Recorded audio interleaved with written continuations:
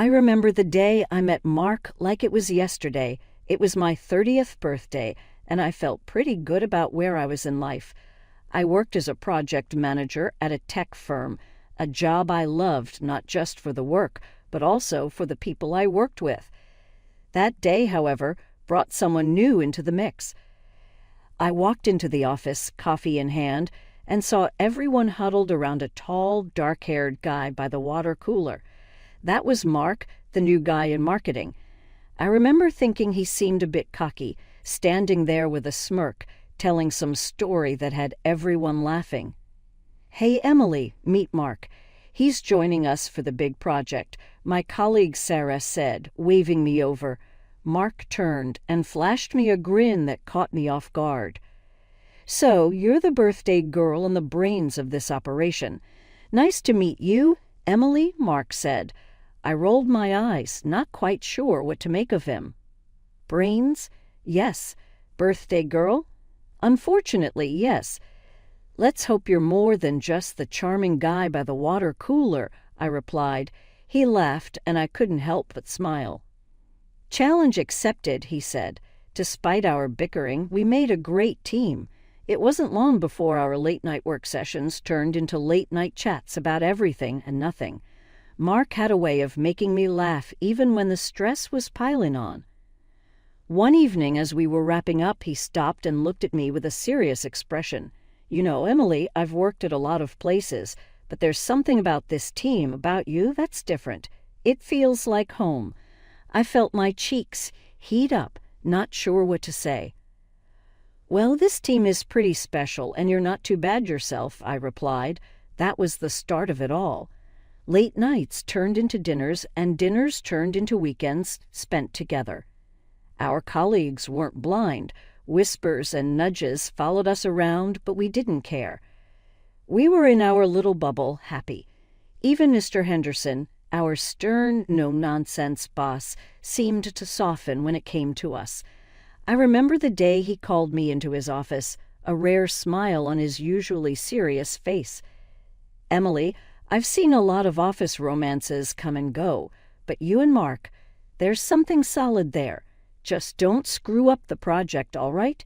he said, half joking. I laughed, feeling warmth in my heart. "Don't worry, Mr. Henderson. We've got the project and this," I replied, a feeling of contentment settling in. Then came our wedding day. It was perfect, with our families, friends, and colleagues all there to share in our joy. Mr. Henderson's speech brought tears to my eyes, not just for his kind words, but for the look of pride on his face. 2 whole years had whizzed past since Mark and I said our "I do." Living in the house I grew up in, now ours, felt like we were building something special. Mark's touch turned the place from a house to a home. His care and affection showed in the little things, the notes he'd leave on the fridge, the surprise weekend getaways, or how he'd dance with me in the living room to no music at all. Mark's recent promotion at work was a big deal.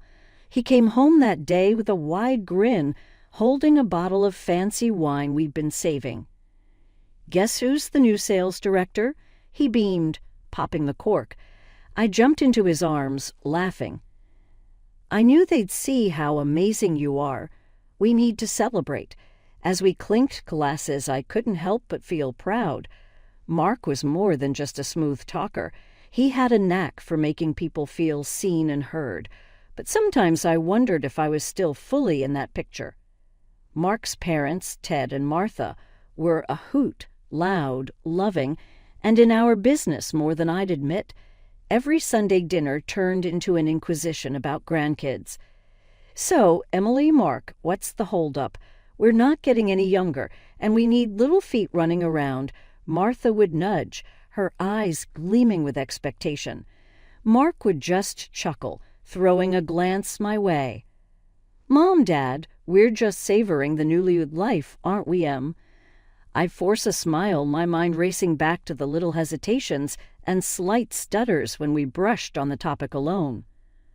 One chilly evening, the house was quiet, the kind of silence that begs for tough questions. I found Mark on the porch, his eyes fixed on the stars. "Mark, can we talk about us? About kids?" I said, my voice steadier than I felt. He didn't turn, just nodded slowly. "Sure, Em. What's on your mind?" I hesitated, the words heavy on my tongue. "Do you really see us starting a family? I mean, it's okay if you're not ready, but I need to know we're on the same page." Mark sighed, running a hand through his hair. "Em, I love you, you know that. And yeah, I want kids, but not yet. Work's crazy, and we've barely had time to be us. Let's just enjoy this a bit longer, okay?" His words hung in the air, a mix of reassurance and something else, something like distance. I wanted to believe him, to dive into his embrace and forget my worries. But the way he wouldn't meet my eye, the way his voice wavered, it stuck with me.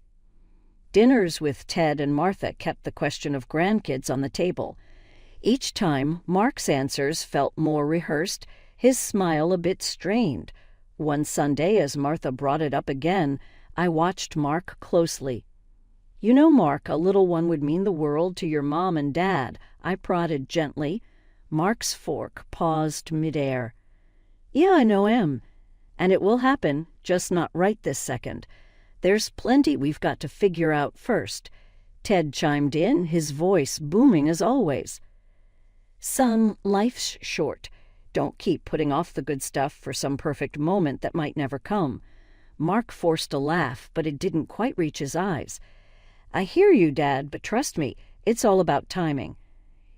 It was a crisp Tuesday morning when my world began to crumble. I had been feeling off for a while, a nagging fatigue that no amount of sleep could fix. Mark noticed, too, his furrowed brows showing his worry even if he didn't say it out loud. "Em, you sure you're okay? You've been looking kind of pale," Mark said one morning as we shared a quiet breakfast. I tried to brush it off with a weak smile. "Just a bit run down, I guess. Nothing a good day's rest won't fix." But the rest didn't help, and deep down I knew something wasn't right. The day I finally decided to see the doctor, I could feel Mark's tension, his usually steady hands fumbling with the car keys. The clinic was cold and sterile, a stark contrast to the warmth of our home. Sitting there, waiting for test results, every second felt like an eternity. When the doctor finally called us in, his face was somber. His words hit like a heavy blow. "Emily, the tests have come back, and I'm afraid it's leukemia." The room spun. Leukemia. How could that be? I looked at Mark, expecting him to be my rock, but instead I saw him stagger, his face the color of the whitewashed walls. "Doc, there's got to be some mistake. Em's strong, she's healthy. This can't be right," Mark stammered, his voice barely a whisper. The doctor's eyes were kind but firm. "I'm truly sorry, but we need to start treatment immediately. Time is crucial here." The ride home was silent, the air thick with unsayed fears and unshed tears. Mark was there, but his presence felt distant, like he was retreating into a shell I couldn't penetrate. The following weeks were a blur of hospital rooms, IV drips, and the constant beeping of machines. I was fighting the biggest battle of my life, but it felt like I was fighting it alone. Mark's visits became sporadic, his excuses flimsy. "Work's slammed, Em, you know how it is, but I'm here for you always," he'd say, his gaze drifting to the clock more often than meeting my eyes. I wanted to scream, to shake him and wake him up to our reality, but the fight was draining me, leaving me too tired for anger, too weak for confrontation. One evening, as I lay in the hospital bed, my body weary and my heart heavy, I caught a glimpse of the Mark I used to know. He sat by my side, holding my hand like he used to, but even his touch felt different. "Em, talk to me. What's going on in that head of yours?" he asked, his voice low. I looked into his eyes, searching for the man I married. "I need you, Mark, not just the version of you that shows up and nods along. I'm scared and I feel like you're not really here with me." He flinched as if my words were physical blows. "I am here, Em. It's just this place, the sickness. It's a lot to handle. But I'm not going anywhere, okay? His words were meant to comfort, but they felt hollow, rehearsed. The distance between us was growing, the connection we once had fraying at the edges. The hospital room, with its constant beeps and sterile smell, became my new normal. But that day, something was off. It wasn't the usual unease of being sick. It was something deeper, a gut feeling that something was about to shatter my already fragile world. I was half dozing when I heard the door creak. Mark slipped in, his footsteps hesitant. I kept my eyes closed, feigning sleep, a part of me not ready to face another hollow conversation. Then I heard it, the soft buzz of his phone. His voice, usually so warm towards me, was different now, hushed and laced with excitement. "No, baby, she's asleep. I can talk," he whispered, and my heart froze. Baby? He never called me that. My breath hitched, and every fiber of my being screamed to confront him, but I forced myself to stay still, to listen. "Yeah, it's tough, but what can I do?" "Just waiting for this whole mess to be over," he continued, and I felt a sting in my chest. This whole mess, was that what our life, our love, had been reduced to? I heard a soft laugh from him, one that used to be reserved for our inside jokes. "Oh, the inheritance. Yeah, it's all sorted. The house, the savings. It'll all be mine soon enough. Just got to play the part a bit longer." Tears welled up in my eyes. The man I loved, the man I trusted with every piece of me, was plotting his future on my demise. I was nothing more than an obstacle in his path, a mess to clean up. The pain of betrayal was sharper than any needle, any treatment I had endured. "But, babe, let's not talk about that now. Tell me what you're wearing," he murmured, and that's when I felt it, the rage burning through the fog of medication and despair. I wanted to leap up, to scream, to make him see the monster he had become. But my body was weak, my voice a mere shadow of its former self. All I could do was lie there, tears streaming silently, as I listened to the man I had vowed to spend my life with, weaving plans that didn't just exclude me, they relied on my death. After what felt like an eternity, he ended the call, planting a cold kiss on my forehead. "Sleep tight, Em. I'll see you tomorrow," he said, the deceit dripping from each word. The door clicked shut, and I was alone again. Truly alone. The room felt colder, the walls closing in. I was stuck in a nightmare, and the one person who was supposed to be my partner, my protector, was the one holding the knife to my heart. The morning after that chilling discovery, I knew I had to act fast. My first call was to Mike, my lawyer, who had always been more of a family friend than just a suit with a briefcase. "Mike, it's Emily. I need you here pronto. We need to change my will," I said, my voice firm, leaving no room for questions. He didn't hesitate. "I'm on it, Em. I'll be there today. We'll sort everything out." When Mike arrived, he didn't waste time with pleasantries. "All right, Em, let's make sure everything you've worked for goes where you want it. No details needed. I trust you. Just tell me what you need." I laid out my wishes, ensuring Mark wouldn't see a dime of what I'd built. It was more than just securing my assets, it was taking back control. In the following days, I played my part well. Whenever Mark visited, I closed my eyes, feigning sleep, but under my blanket, my phone was recording every word he said. His voice, once filled with love, was now dripping with anticipation for a life without me, talking to his mistress about how they'd splash my hard-earned cash. The act was almost perfect until the day Dr. Adams came with a heavy heart. "Emily, I won't sugarcoat it. Without a bone marrow match, we're looking at a few months at best."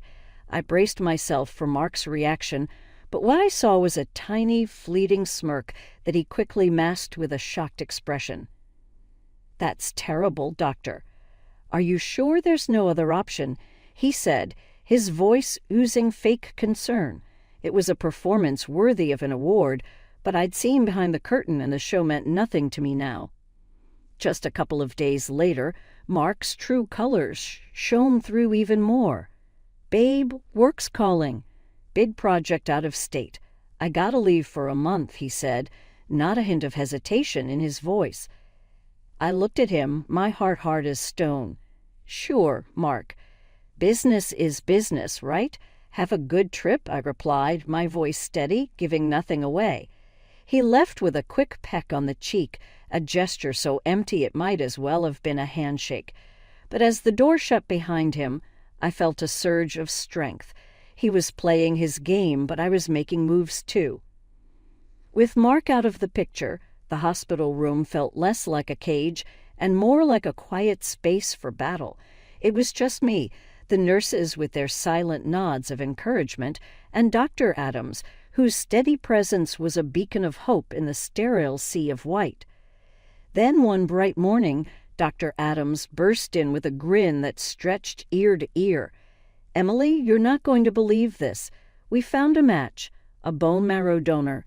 It's a chance, a real chance at a new start."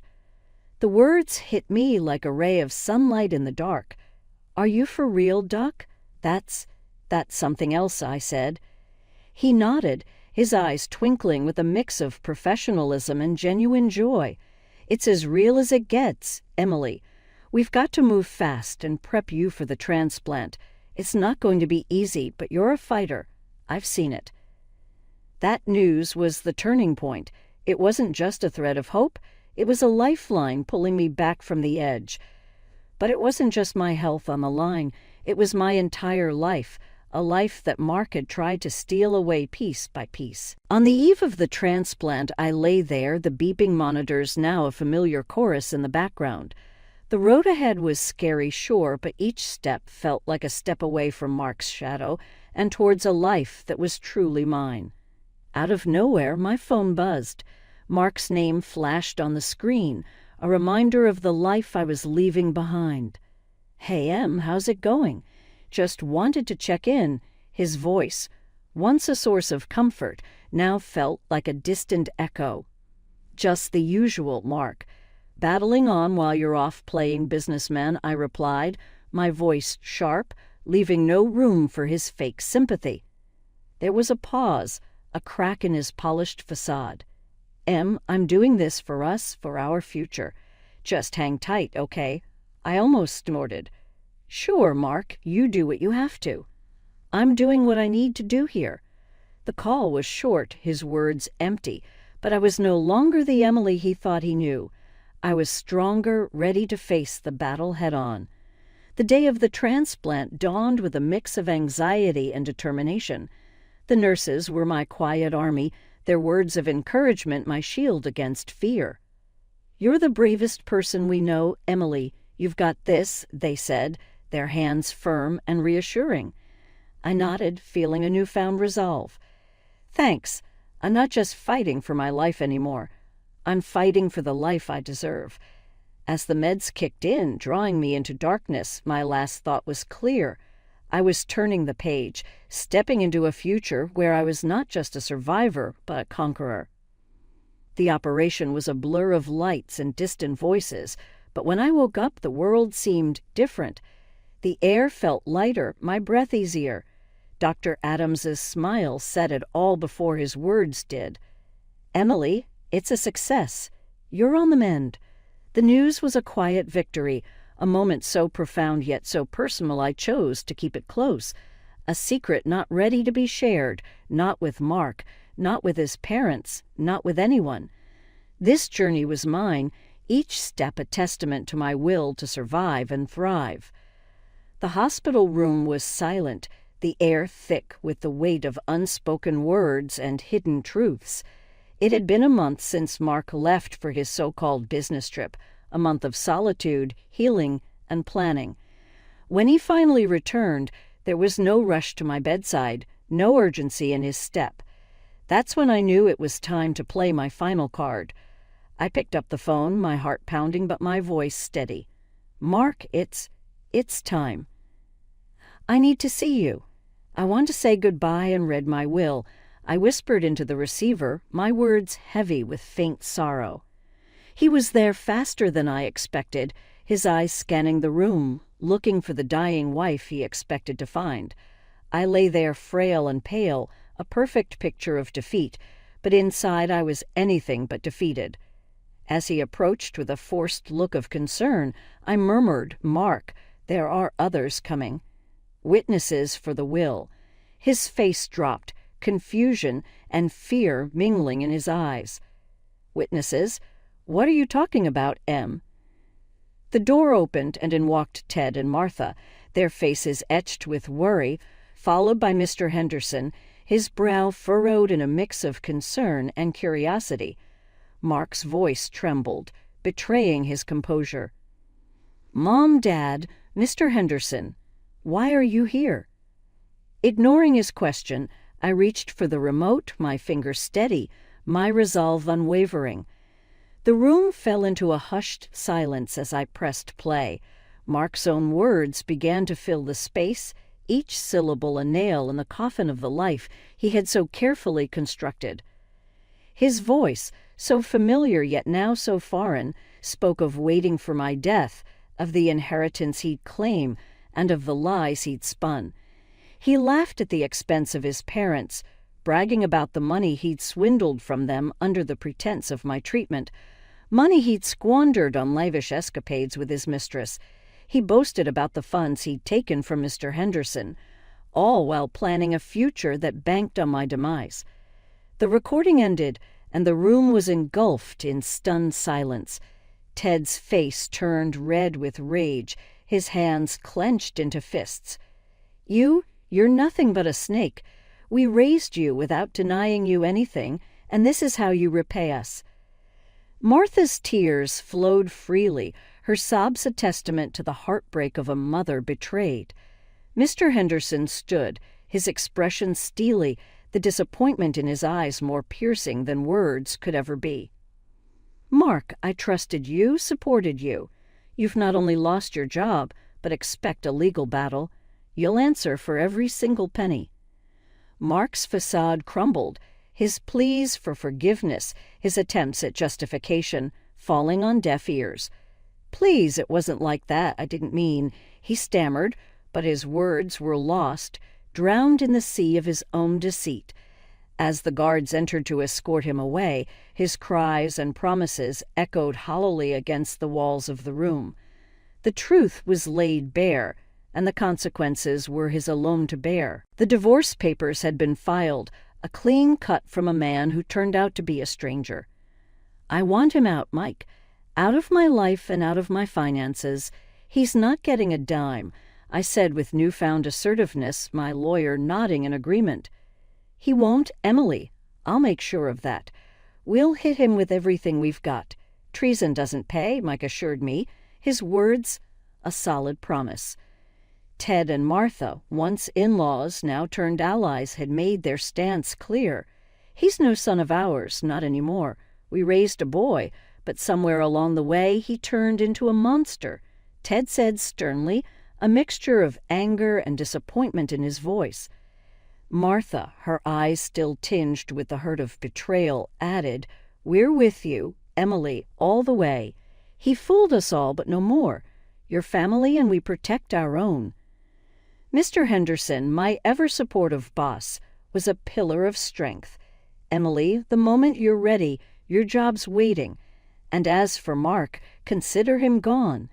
The company's already pressing charges for fraud. He'll pay for every penny he stole and then some." Mark's downfall was swift and complete.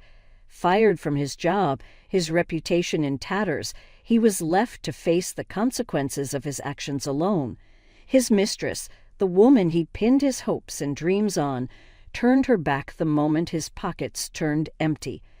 A fitting end for a man who thought he could have it all by stepping over others. As for me, I lay there, the pieces of my broken life slowly coming back together. The wounds were still fresh but healing, a testament to the battles I faced and won. The road to recovery was long, but with each passing day my strength returned, a silent nod to the resilience that had carried me through the storm. "Emily, you're a fighter. Always have been, Mr. Henderson's words echoed in my mind, reminding me of the journey ahead. The company needs you, but more importantly, you need to take this time to heal, to rebuild. We'll be here whenever you're ready. I smiled, the gesture no longer foreign, a sign of the peace I'd found. I'll be back, Mr. Henderson. When I do, it'll be a fresh start, a new chapter. The room was quiet as I closed my eyes, the soft hum of the hospital a reminder of where I'd been and where I was heading. The journey had been harrowing, a test of will and strength, but as I lay there, a survivor of deceit and betrayal, I knew this was not the end of my story, but the start of something new, a chapter of healing, of justice, and of unwavering determination. The final act was over, but my story, my journey was just beginning.